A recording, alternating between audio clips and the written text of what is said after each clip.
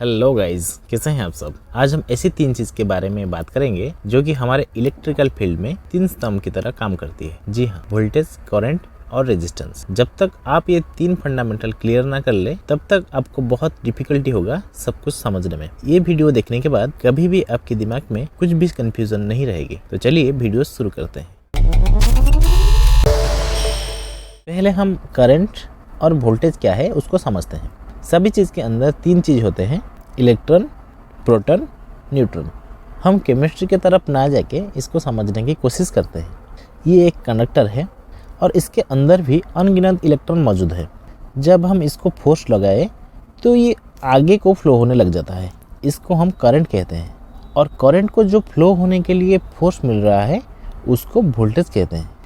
Interview में पूछे जाने पर आप इस तरह से आंसर दे सकते हैं कि जब किसी चालक में इलेक्ट्रॉन एक जगह से दूसरी जगह मूव होने लगता है तब इलेक्ट्रिक चार्ज उत्पन्न होती है और इसी इलेक्ट्रिक चार्ज के एक निश्चित समय में बहाव की मात्रा को करंट कहते हैं। और वोल्टेज की बात करें तो किसी चालक के भीतर जितनी इलेक्ट्रिक प्रेशर के साथ करंट का बहाव हो रहा होता है उस प्रेशर को ही वोल्टेज कहते हैं। उसके बाद देखेंगे रेजिस्टेंस। रेजिस्टेंस किसी पदार्थ का वो गुण होता है जो कि विद्युत धारा के प्रवाह में अवरोध उत्पन्न करता है, उसे रेजिस्टेंस कहते हैं। मान के चलिए ये एक पाइप है और इसके अंदर पानी फ्लो हो रहा है। अगर बीच में हम एक वाल्व लगा दें तो इसका फ्लो स्लो हो जाएगा। हम यहीं से इसका फ्लो कंट्रोल कर सकते हैं। सेम लॉजिक भी हमारा रेजिस्टेंस के साथ लगता है। ये एक कंडक्टर है, बीच में हमारा इलेक्ट्रॉन है। जब हम फोर्स लगाएंगे तो हमारा इलेक्ट्रॉन फ्लो होगा। अगर हम बीच में एक रेजिस्टेंस लगवा ले तो ये हमारा फ्लो को स्लो कर देगा, मतलब हमारा करंट का धारा को घटा देगा। वोल्टेज की बात करें तो इसका यूनिट वोल्ट और इसका सिंबल भी, मतलब हम लिखने वक्त जैसे लिखते हैं 220, 230, उसके आगे ऐसे सिंबल लगता है 220 वोल्ट, 230 वोल्ट ऐसे। वोल्टेज को मापने के लिए वोल्ट मीटर का यूज में लिया जाता है। वोल्टेज 2 प्रकार के देखने को मिलता है, एसी वोल्टेज, डीसी वोल्टेज।